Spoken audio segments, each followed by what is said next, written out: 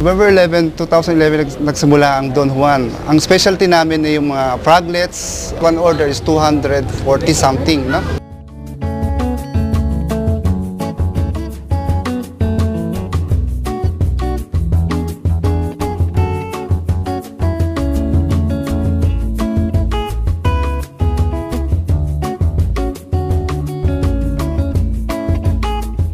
Baboy damo.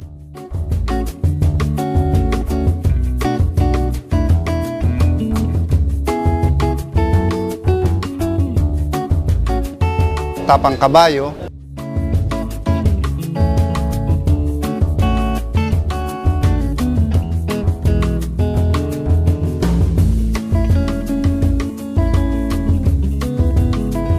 Yan po ang mga special dish namin dito sa Don Juan.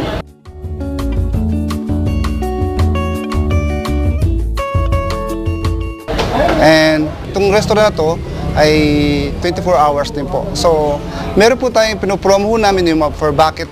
One bucket namin ay nagkakalaman ng 7 bottles at meron pang free sisig.